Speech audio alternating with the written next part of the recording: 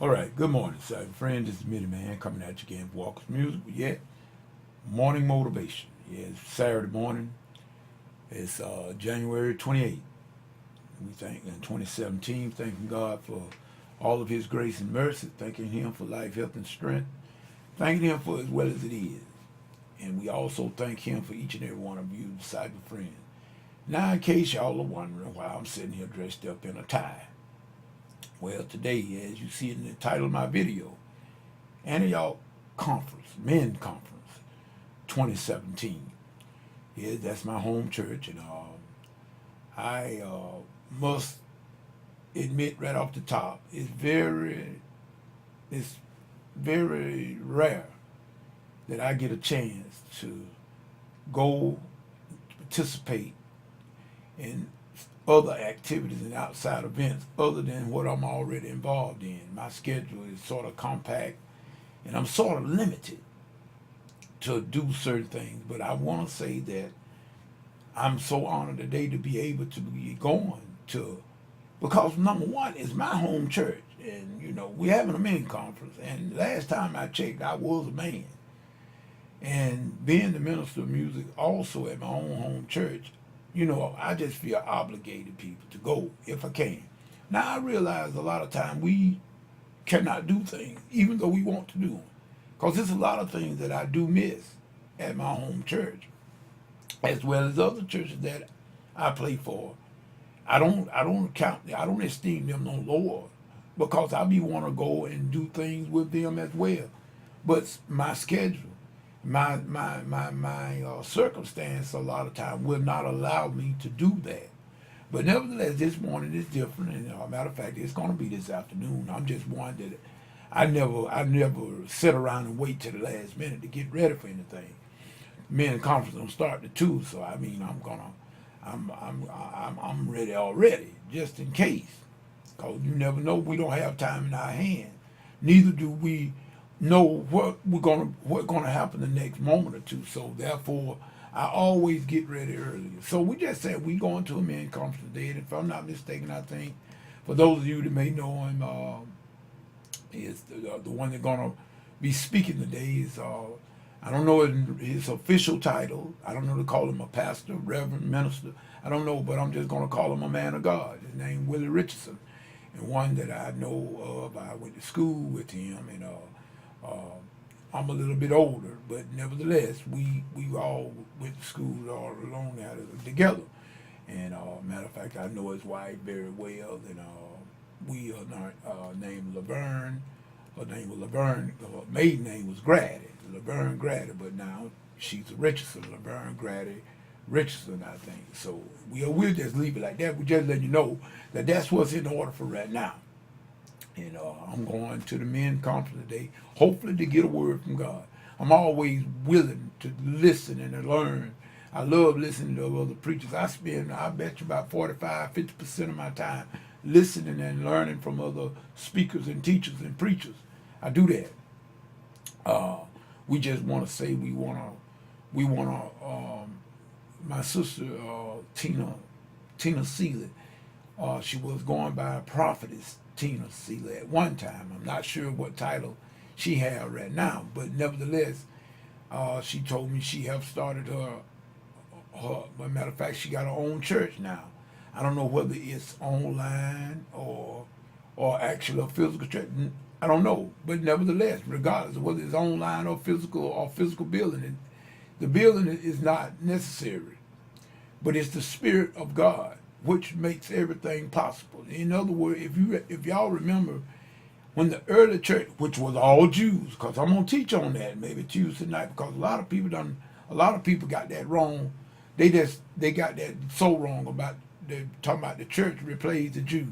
No, the church didn't replace the Jews. I'm gonna try to teach on that Tuesday night if the Lord say so. But at any rate, what I'm saying is, whether her church be online or in a physical building, don't matter. Because if you notice, when the early church, which all were Jews, they went from door to door, house to house, breaking bread, fellowshipping with each other, praising God. That was their church. Well, and you know what, people?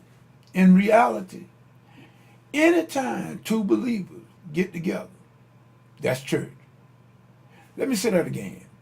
Anytime two believers come together, that's church. In the spirit, wherever the spirit of God is, there is liberty. Now, what we need to do, we need to get outside the walls of the church and go about doing our Heavenly Father's business. Jesus always was traveling. Did y'all notice that? Jesus was moving from place to place. But what he was doing, though, he wasn't spreading no lie. He was spreading the truth. Jesus wasn't deceived by false doctrine. Jesus had the doctrine. Jesus is the doctrine. So in other words, Jesus was going, now I ain't there telling you to get out there and just do your own thing. No, that's wrong. Wrong answer. You don't get out there and do your thing. But if you are carrying the gospel, this gospel, if you are preaching this gospel, then you should be on the outside of the walls of the church. Now, I'm not telling you to go to your specific church of your, just like I'm going to mine today. I'm going to my home church because we are having a men's conference. But I'm going there in order to refill the fillings. I want to refill the tank. This is why we go to our local church. We go there. The church is like a hospital. We are soldiers on the battlefield. And while out on the battlefield, a lot of time we are fighting. We are not physically fighting, but we are spiritually fighting. We get spiritually wounded by the enemy. Therefore, we come to the hospital, which is the local church, wherever it may be. Or it don't have to be your church either. It doesn't have to be your membership. Just find one. You go in there and you get yourself worked on. You get worked on inside the local church and get yourself refilled and get yourself bandaged up and get yourself doctored up to get back on the battlefield and do the work of the Lord. That's what the church is for, in my opinion. Now, you can say what you will, and I'm not going to argue with you about the way you would want to, what you feel about it, but I'm just saying, some of us use the church as a safe haven to set it down, and we all on fire as long as we's inside that building. But once we go outside the building, we can't tell you from the people on the outside. In other words, he said, let the redeemed of the Lord say so. But I'm going to say it and take it a little further. Let the redeemed of the Lord show so. In other words, if you are born again, I ought to be able to see some signs. And in other words, if I'm born again, you ought to be able to see some fruit from me, man. Amen. So that's what we are saying. And we are getting ready to go to the men conference today. And matter of fact, it starts at 2. And I know you say, well, man, good gracious, it's just a few minutes to 12. Yes, I know. But as I told you, I'm always been one that I love to be ready. I don't wait till the last minute. And I'm going to reiterate something here. I want to restate something that I've said, I think, on last evening. I feel just like I'm back in school again, in my days at going to Berry College. And when I was taking composition, I am, even though right now I'm working on a symphony, I'm working on my own epic piece right now. And my former instructor, dear friend, Dr. Stan Pelt, I told you that I feel just like I'm back in school, because even though I'm writing the thing and I contacted him and let him knew what I was doing, and he set me up with the templates and everything. Well, I'm actually going to be writing this time. I'm not going to be sitting down at a digital audio workstation just playing the keyboard here, punching some notes in. No, I'm going to physically write. In other words, I'm going to get my pen and my paper like I used to do at Berry, sitting up under Dr. Pelter, and I'm going to actually write the parts out. On each part, I'm going to write out from the whole symphony, the whole epic piece, from the flutes way on high down to the double bass on the bottom. In other words, we are working on that right now. As a matter of fact, I was gonna work more on it this morning, but since I had to go to the men's conference, I decided I would wait until that is over and then perhaps work on it after I get back this afternoon. Then I'll start working on it. But just be looking for the epic cinematic piece that I call it that because of the fact that, your big quote unquote big film composer like John Williams and Hans Zimmer and the like. You got some others, but I'm not too familiar with those. But those are the two big ones that I do know. And if you ever heard of the theme from Star Wars, it was written by John Williams. This is the kind of epic music which I'm speaking of, and it uses the symphony orchestra.